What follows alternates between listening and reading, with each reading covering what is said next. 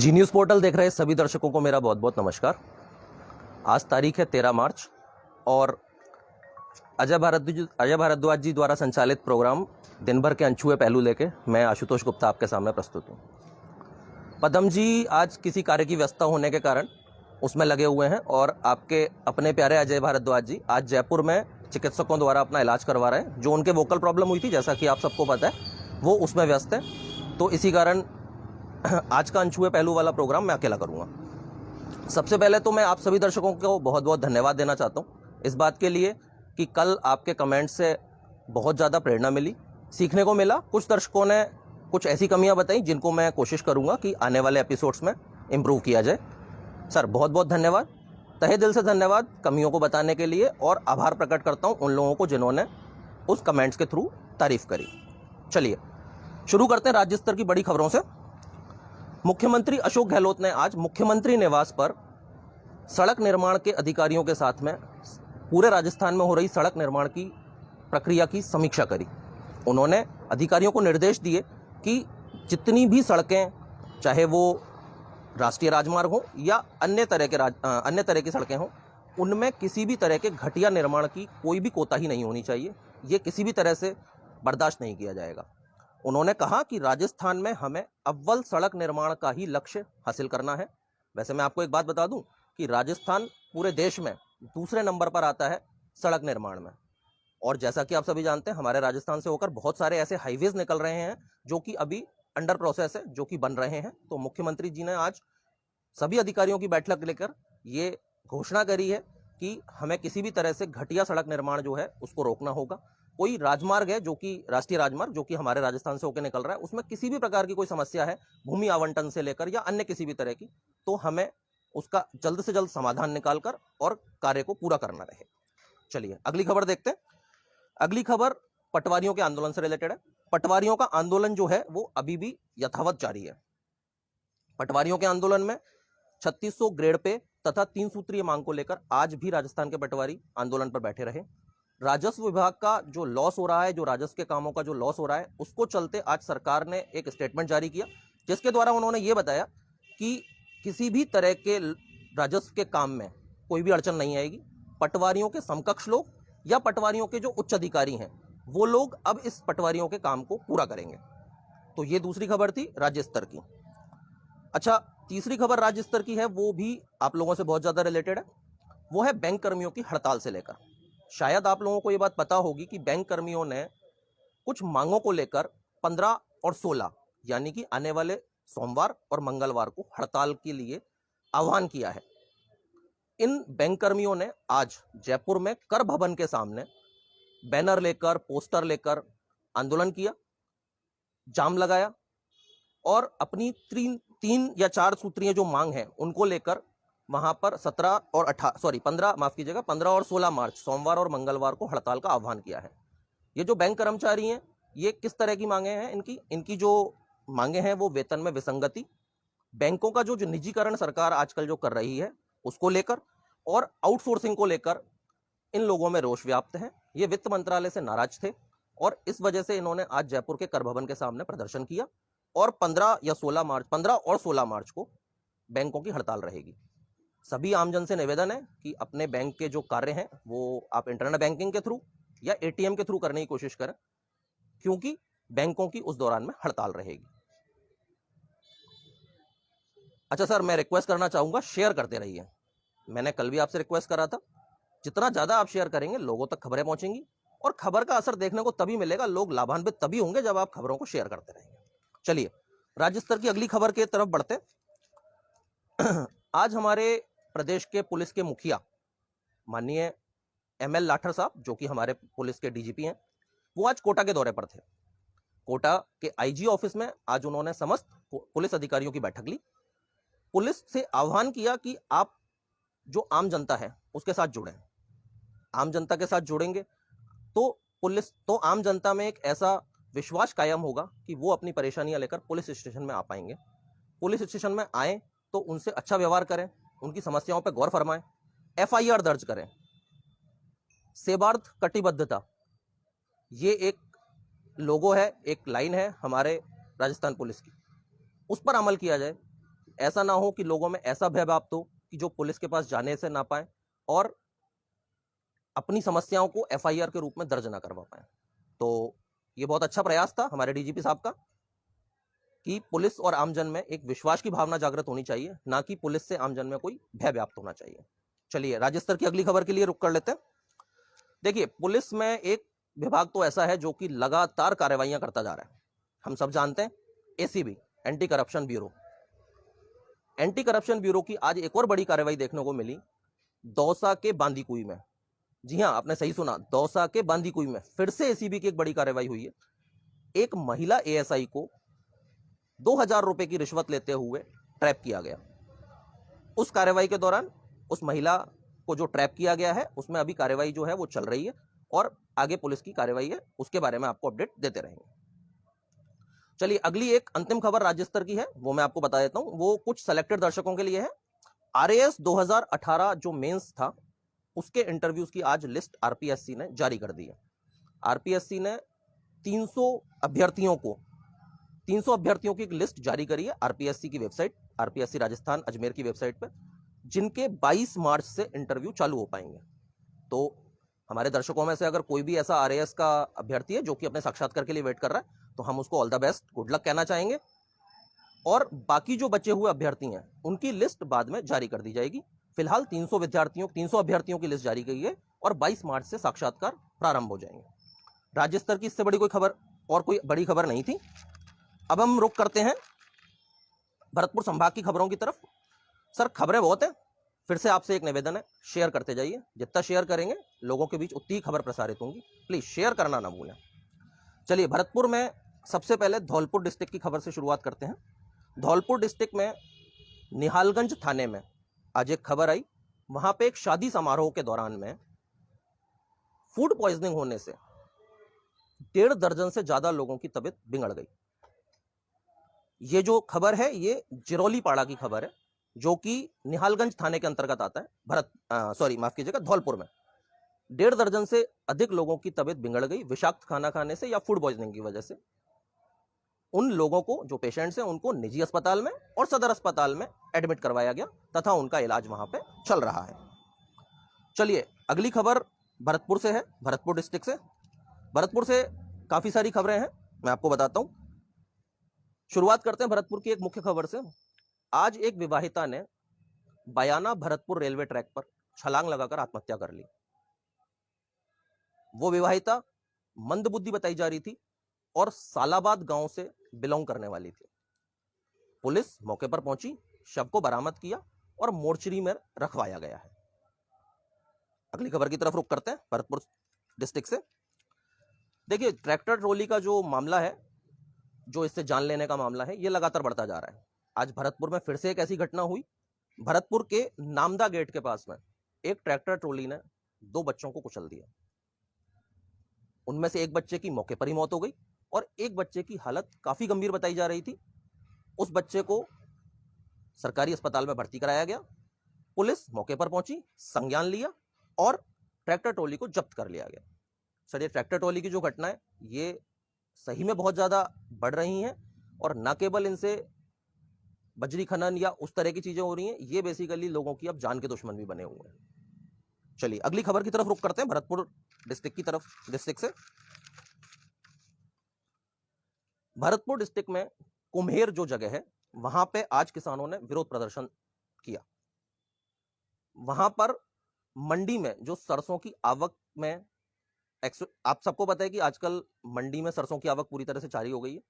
जैसा कि कुछ दिन पहले गंगापुर में भी किसानों ने प्रदर्शन किया था और जो भावों की विषमता है उसको लेकर गंगापुर में भी जाम किया था, उसी तरह आज भरतपुर के कुम्हेर में किसानों ने रोष प्रदर्शन किया, जाम लगाया। जाम लगाने के बाद में वहां पर रास्ता जाम हो गया, तो चूंकि रास्ता जाम है तो वहां पे पुलिस आई, मामले को संज्ञान में लिया गया और वहां के जो स्थानीय विधायक हैं वो वहां पे पहुंचे, किसानों से समझाइश बुझाइश की गई और रास्ते को खुलवाया गया। इसी मामले में आज पदम जी ने भी एक लाइव चलाया था कि गंगापुर की सब्जी मंडी में भावों की विषमताओं को लेकर पदम जी ने एक लाइव वीडियो चलाया था। भावों की विषमताओं में चाहे वो सरसों की बात करें, चाहे वो सब्जी मंडी की बात करें, बड़ी विषमताएं चल रही हैं। हमारा सरकार से यही निवेदन है कि जो किसान हैं वो हमारे अन्नदाता हैं सर, उनको उचित मूल्य पे मिल सके, उनकी किसानों को उचित मूल्य मिल सके उनकी फसलों का, ऐसा हम आपसे निवेदन करना चाहेंगे। अगली खबर की तरफ रुख करते हैं। भरतपुर के नगर में, भरतपुर के नगर से एक खबर है। प्रेमी युगल बैठे हुए थे किसी गार्डन में, वहां के स्थानीय लोगों ने जबरन उनकी पिटाई कर दी, ऐसा मामला सामने आया है। सूत्रों के हवाले से खबर आई है कि जो लड़का था वो वहां से भाग खड़ा हुआ, लड़की जो थी वो वहां पे स्कार्फ लगा के बैठी हुई थी। लोगों ने जबरदस्ती उसका स्कार्फ खुलवाने की कोशिश करी, वीडियो बनाने की कोशिश करी ताकि उसका चेहरा पब्लिक को देखे, और जबरन उनके साथ हाथापाई भी की गई। सर मुझे लगता है ये बहुत ही अमानवीय तरह की घटना है। कानून को हाथ में लेने के लिए आप लोग नहीं बने। अगर आपको किसी बात की परेशानी है या आपको ऐसा कुछ लगता है कि कहीं कुछ इलीगल एक्टिविटी हो रही है, तो उसके लिए पुलिस प्रशासन है, आप पुलिस में जाइए, कंप्लेंट करिए, वो लोग वहां पे एक्शन लेंगे। ऐसा नहीं है कि आप किसी को साथ मारपीट करके कानून को हाथ में लेते हैं। इस स्थिति में आप उल्टा दोषी करार दिए जाएंगे अगर आप कानून को अपने हाथ में लेंगे। चलिए एक और खबर है नगर से ही। कल नगर में जो पुलिस स्टेशन था वहां पे स्थानीय लोगों ने एक बाइक चोर को पकड़कर पुलिस के हवाले किया था। पुलिस के हवाले बाइक चोर को कल उन्होंने किया, पुलिस ने उसको थाने में बंद कर दिया। आज वही चोर पुलिस थाने का जंगला तोड़कर वहां से भाग निकला। कल स्थानीय निवासियों ने किसी तरह उसको काबू किया, सुपुर्द किया, बाइक चोरी के जुर्म में उसको बाइक चोरी करते पकड़ा गया, और आज ही वो जो है चोर वो वहां से जंगला तोड़कर भाग खड़ा हुआ। बड़ा ही अजीब किस्सा है, बड़ा ही अजीब वाकया है। एक चोर अगर पुलिस थाने में ही सुरक्षित नहीं है, सुरक्षित मतलब कैद नहीं रह सकता, वहां से भाग सकता है, तो हम इसे पुलिस प्रशासन की उदासीनता ही मान सकते हैं, उसके अलावा कुछ नहीं। अंतिम खबर भरतपुर डिस्ट्रिक्ट की। भरतपुर डिस्ट्रिक्ट के मथुरा गेट थाने की खबर है। सुजान गंगा नहर में एक शव तैरता हुआ पाया गया। यह एक युवक का शव था। पुलिस प्रशासन मौके पर पहुंचा, गोताखोरों के माध्यम से उन्होंने शव को बाहर निकलवाया, और दुख की बात यह है कि उस शव की अभी तक कोई शिनाख्त नहीं हो पाई है। पुलिस मामले में अपना कार्रवाई आगे कर रही है। चलिए भरतपुर से और इसके अलावा कोई बड़ी खबर नहीं है। अब बात करते हैं करौली की। सर करौली के नादौती में एक खबर आई है। गुड़ाचंद्र जी से कल एक बच्चा गायब हुआ था। एक बच्चा गायब हुआ था, मैं फिर बता दूं, बच्चा गायब हुआ था। हम किसी भी तरह की किडनैपिंग की पुष्टि नहीं करते, क्योंकि वो बच्चा सिर्फ गायब हुआ था। नादौती सीआई साहब जो वीर सिंह जी हैं, उन्होंने टीम गठित करी, और आज भोजपुरा टोल के पास से उस बच्चे को बरामद कर लिया गया। सर हम बहुत अभिवादन करेंगे आपका। 24 घंटे के दौरान में ही उस बच्चे की प्राप्ति हो गई और उस बच्चे को सकुशल माता पिता के पास भेज दिया गया। यह है एक त्वरित कार्रवाई पुलिस के द्वारा, जिस पे सैल्यूट करने का मन करता है। करौली से अगली खबर टोड़ा भीम बालघाट मार्ग पर है। जब टोड़ा भीम से आप बालघाट जाते हैं तो काफी सारी पहाड़ियां पड़ती हैं। आज एक परिवार टवेरा गाड़ी में टोड़ा भीम से बालघाट की तरफ जा रहा था, तो उस दौरान किसी समारोह में शामिल होने के लिए वो जा रहे थे। तब उस दौरान एक पैंथर अचानक सड़क पर आ गया। ड्राइवर ने बहुत जोर से ब्रेक लगाए। कई उत्साही युवक उस गाड़ी में थे, उन्होंने अपने मोबाइल में उसकी फोटो भी ले ली। हालांकि वो पैंथर बाद में 10 मिनट वहां बैठे रहने के बाद में वापस झाड़ियों में चला गया, और किसी भी तरह का कोई जान या माल का नुकसान नहीं हुआ।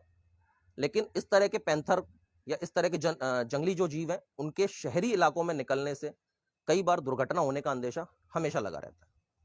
चलिए करौली से और कोई बड़ी खबर नहीं है आज। इसके अलावा बात करते हैं सवाई माधोपुर, अपने जिले की। सवाई माधोपुर से जो खबर है, देखिए ये तो कहना बड़ा गलत होगा कि ये सिर्फ सवाई माधोपुर, बौली, गंगापुर या कहीं की बात है। गर्मियां लगातार दस्तक दे रही हैं, गर्मियां लगातार अपना प्रचंड रूप दिखाती जा रही हैं, पानी की किल्लत हर जगह सर। और वही खबर आज हमारे पास आई है बौली से। बौली में पहले भी पानी की किल्लत जगह जगह पर पाई गई है। या तो अनियमित रूप से पानी वहां पे सप्लाई हो रहा है या फिर नहीं हो रहा है। और कोड़ में खाज का काम किया आज कि जितना पानी वहां सप्लाई हो रहा है, चाहे वो अनियमित हो रहा था या नहीं हो रहा था, उसमें आज गंदा और बदबूदार पानी देखने को मिला साहब नलों से। शिरवानी मोहल्ले के जो लोग हैं, इन्होंने इसके खिलाफ रोष व्यक्त किया और उच्च अधिकारियों को ज्ञापन सौंपा। गंगापुर हो, बौली हो, सवाई माधोपुर हो, मुझे ऐसा लगता है कि जैसे जैसे गर्मियां बढ़ती जा रही हैं, पानी की किल्लत ना लगातार बढ़ती जा रही है। पानी की इस समय पर सबसे ज़्यादा ज़रूरत रहती है, लेकिन पानी की किल्लत हमारे आसपास के क्षेत्र में लगातार बढ़ती जा रही है। मुझे लगता है प्रशासन को इस बारे में सोचना चाहिए, जलदाय विभाग के कर्मचारियों को इस बारे में सोचना चाहिए। जल ही जीवन है, ये जो एक लोकोक्ति है, ये बहुत सार्थक है गर्मी के मामले में स्पेशली। अगर हम आम आदमी को पानी प्रोवाइड नहीं करवा सकते, तो फिर हमें इस बारे में विचार करना चाहिए कि कैसे जरूरतें पूरी होंगी पानी की एक आम आदमी के लिए। चलिए, सवाई माधोपुर के बाद अब हम रुख करते हैं अपने क्षेत्रीय गंगापुर स्तर की खबरों का। तो सबसे पहले जो खबर है गंगापुर की, वो आज आपको लाइव पदम जी ने दिखाई थी। गंगापुर में cabin B railway station, railway colony में केबिन बी जो है रेलवे का, उसके पास में एक ट्रैक्टर ट्रॉली ने अनियंत्रित रूप से बड़ी तेज स्पीड में चलते हुए एक रेलवे के पोल को टक्कर मार दी। रेलवे के पोल को भी उसने क्षतिग्रस्त किया। जब उसने अपनी ट्रैक्टर ट्रॉली को वापस लिया, बैक किया, तो उस समय उसने पीछे से एक मोटरसाइकिल और साइकिल दोनों को पूरी तरह से कुचल दिया। मौके पर जीआरपी थाना के अधिकारी पहुंचे, पुलिस वाले पहुंचे, उन्होंने मामले का संज्ञान लिया और संज्ञान लेने के बाद में ट्रॉली को जब्त कर लिया। अच्छा, इसमें एक और बात है कि वहां की जो स्थानीय महिला है, जो उस कॉलोनी की, रेलवे कॉलोनी की, उन्होंने माननीय डीआरएम साहब के नाम पे एक पत्र लिखा है कि अवैध जो वाहन है उनकी रेलवे कॉलोनी में आवाजाही को पूर्णतः बंद किया जाए। क्योंकि ये जो ट्रैक्टर ट्रॉली है ना सर, जैसा मैंने अभी थोड़ी देर पहले भी खबर बताया था, अनियंत्रित रूप से चलते हैं, बच्चों की जान ले रहे हैं, बूढ़ों की जान ले रहे हैं, और बाद में ये ट्रैक्टर ट्रॉली छोड़ के फरार हो जाते हैं। तो प्रशासनिक अधिकारियों से ऐसा निवेदन है कि इस तरह की अनियंत्रित स्पीड वाले ट्रैक्टर ट्रॉलियों को शहर में पूरी तरह से लगाम कसी जाए कि ये शहर में घुस ना पाए। और स्थानीय लोगों से भी ये निवेदन है कि अगर आप इस तरह की कोई अनियंत्रित या कोई बिना नंबर वाली ट्रैक्टर ट्रॉली या किसी भी वाहन को देखते हैं, तो आप उसका फोटो खींच के हमारे ग्रुप पे या हमारे व्हाट्सएप पे डाल सकते हैं। हम निश्चित रूप से प्रशासनिक अधिकारियों से उस बारे में चर्चा करेंगे कि सर इनका समाधान कैसे निकालें। चलिए, रुक करते हैं अगली खबर की तरफ। रेलवे स्टेशन पे आज से कुछ साल पहले एक महिला प्रतीक्षालय बनाया गया था साहब। लाखों रुपए की लागत लेके वो महिला प्रतीक्षालय जो बना था, वो बस बना की बना रह गया। आज भी अगर आप जाके देखेंगे प्लेटफॉर्म नंबर 1 पर, उस महिला प्रतीक्षालय में आज भी ताला लगा हुआ है। हमें यह समझ नहीं आता, इतना ज्यादा टैक्स का रूप में जो पैसा आप जनता से लेते हैं, उसके बाद में अगर आप लाखों रुपया खर्च करके कुछ प्रतीक्षालय बना रहे हैं, तो उसकी सुविधा आम जन को कब मिलेगी? वो बन के तैयार है, उसमें लोग बैठ सकते हैं, लेकिन अभी भी उसमें ताला लगा हुआ है। रेलवे के अधिकारियों से निवेदन है, इस मामले में जांच की जाए, संज्ञान लिया जाए और उसको आम जनता के लिए खोला जाए। क्योंकि वहां पे आज जैसा समझ सकते हैं, गर्मियां आ रही हैं, महिलाएं हैं वो जगह जगह इधर उधर बैठी रहती हैं रेलवे स्टेशन पे अपनी गाड़ी की प्रतीक्षा करते समय। तो उससे ज्यादा बेहतर है कि हम उस महिला प्रतीक्षालय को खोलें, वहां पे पंखे की, कूलर की, जिन सुविधाओं से उसको लैस करना लैस करें। एटलीस्ट एक छत के नीचे तो वहां पे बैठ के गाड़ी का इंतजार किया जा सकता है। तो निवेदन है सर, जल्दी से जल्दी मामले का संज्ञान लिया जाए और उसको खोलकर यात्रियों की सुविधाओं का ध्यान रखते हुए महिला यात्रियों को उसमें बैठने की सुविधा प्रदान की जाए। चलिए अगली खबर देख लेते हैं। अगली खबर हॉस्पिटल से है, चिकित्सालय से। हमारे जो राजकीय चिकित्सालय हैं, इसमें जो डेंटल डॉक्टर हैं, डेंटिस्ट हैं, उनकी संख्या 3 है। एक चिकित्सक से बात होने के बाद में आज ये पता लगा, यहां पे चिकित्सक तो 3 हैं, लेकिन डेंटल इंस्ट्रूमेंट, बहुत सारे सर टेक्निकल इंस्ट्रूमेंट होते हैं इस तरह के डेंटल के, जिनकी चिकित्सालय में बहुत ज्यादा कमी। उन डॉक्टर साहब ने हमें यह भी बताया कि अगर किसी को दांत का कैंसर है, उसका फर्स्ट स्टेज में पता लग सकता है अगर गंगापुर में वो कुछ डेंटल इंस्ट्रूमेंट उस तरह के अवेलेबल है। हालांकि इनका बजट यहां पे है, लेकिन ये खरीदे नहीं गए। तो उच्च अधिकारियों से हमारा निवेदन है कि इस तरह की सुविधाओं से अस्पताल को लेस किया जाए। क्योंकि सर गंगापुर अस्पताल कोई छोटा मोटा अस्पताल नहीं है आज की डेट में, अच्छा खासा क्राउड वहां पर रहता है। निवेदन है इस मामले की जांच करी जाए, देखा जाए कि इस तरह की कौन कौन सी चीजें हैं, कौन कौन से इंस्ट्रूमेंट हैं जिनमें कमी है और जिनकी वजह से सर लोगों को प्राइवेट अस्पतालों की तरफ रुख करना पड़ रहा है। देखिए, हर किसी के पास उतना पैसा नहीं होता है कि प्राइवेट अस्पताल में जाके अपना इलाज करवा पाए, और इसीलिए सरकार सरकारी अस्पताल खोलती है। इन सरकारी अस्पतालों को अच्छे इंस्ट्रूमेंट से लैस करना सरकार की जिम्मेदारी, ताकि सभी लोग इसका भरपूर लाभ उठा पाए। चलिए अगली खबर देख लेते हैं। अगली खबर बजीरपुर से है। बजीरपुर में एक आदमी की किडनैपिंग हुई थी। उस किडनैपिंग में आज हमारे जो डीवाईएसपी जी हैं कालूराम मीणा जी, उन्होंने टीम को गठित करते हुए 2 नामजद इनामी बदमाशों को गिरफ्तार किया। मैं उन बदमाशों का नाम बता देता हूं। उनका नाम है कुंजी मीणा और नेहरू मीणा। इन दोनों आरोपियों को डीवाईएसपी द्वारा गठित टीम के द्वारा आज गिरफ्तार किया गया, और ये नामजद आरोपी हैं, कुख्यात आरोपी हैं, इनामी बदमाश हैं। इनके ऊपर पूर्व में भी कई सारी धाराओं में केस दर्ज है। सर फिर से हम बोलेंगे, कालूराम जी मीणा के द्वारा गंगापुर में सभी घटनाओं को बहुत ही सतर्कता से, तुरंत प्रभाव से संज्ञान में लिया जाता है, और जितना जल्दी से जल्दी हो सके वो अपराधियों को पकड़कर न्यायालय के सामने प्रस्तुत करते हैं। फिर से एक बार डीवाईएसपी कालूराम मीणा जी के लिए हम दिल से सैल्यूट करना चाहेंगे कि सर आपकी वजह से कहीं ना कहीं लोगों में ये विश्वास जागा है कि हमारे पास एक ऐसे अधिकारी हैं जो कि मामले को जल्द से जल्द संज्ञान में लेके अपराधियों को जेल की सलाखों के पीछे पहुंचाते हैं। चलिए अगली खबर देख लेते हैं। अगली खबर महूकला से है। महूकला में जो पानी का स्रोत है उसको आज चंबल परियोजना से जोड़ने का काम किया गया। देखिए फिर वही बात कि गर्मी का मौसम है, गर्मियां दस्तक दे चुकी हैं, और गंगापुर और आसपास के क्षेत्र में पानी की जितनी किल्लत है उससे ना महूकला अछूता है ना रेलवे कॉलोनी अछूती है। तो रेलवे कॉलोनी और महूकला के निवासियों ने आज एक पत्र लिखा कि इसको चंबल परियोजना से जोड़ दिया जाए ताकि लोगों को पीने का पानी यथावत रूप से मिलता रहे। अच्छा, इसमें एक और भी बिंदु है। महूकला जो है वो अभी भी ग्राम पंचायत के अंडर में आता है सर। अगर महूकला को हम नगर परिषद के अंडर में जोड़ दें तो मुझे लगता है कि काफी सारी सुविधाओं का लाभ वहां के निवासियों को अपने आप मिलने लग जाएगा। ज्यादा दूर भी नहीं है महूकला, हमारे गंगापुर के सीमा से लगा हुआ एक छोटा सा गांव है जिसमें बहुत ज्यादा पब्लिक निवास करती है सर गंगापुर की। लेकिन चूंकि वहां पे नगर परिषद नहीं है, नगर परिषद के अंडर में वो नहीं आता है, इस वजह से वहां पे मूलभूत सुविधाओं का काफी अभाव है। अगर पॉसिबल हो सके तो उसको नगर परिषद में ऐड करना चाहिए ताकि वहां के लोगों को भी सुविधाओं का लाभ मिल सके। इसके अलावा और कोई बड़ी खबर नहीं है, तो हम यही कहेंगे कि खबरों को लगातार शेयर करते रहें। आप कमेंट के जरिए ये बताते रहें कि आपको खबरें कैसी लगी, और आपको जो भी इंप्रूवमेंट के एरियाज हैं उनके विषय में भी हमें बताएं। जैसा मैंने शुरू में बताया था, हमारे प्यारे अजय भारद्वाज जी आज जयपुर में हैं। वोकल उनके जो प्रॉब्लम हुआ है उसका इलाज कराने के लिए, और उनको चिकित्सकों ने यही सलाह दी है कि कम से कम सर आप 5-7 दिन तेज आवाज में तो बात ना करें, बिल्कुल धीरे बात करें, नॉर्मल बात करें, और जितना कम से कम हो सके उतना बोलें।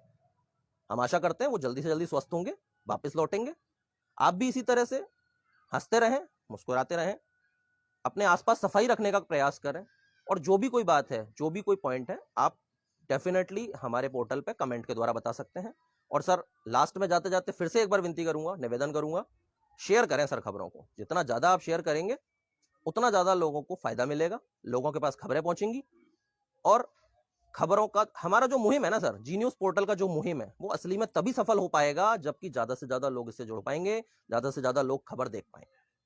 चलिए कल मिलते हैं अनछुए पहलू प्रोग्राम के साथ। इसी के साथ जय हिंद, जय भारत।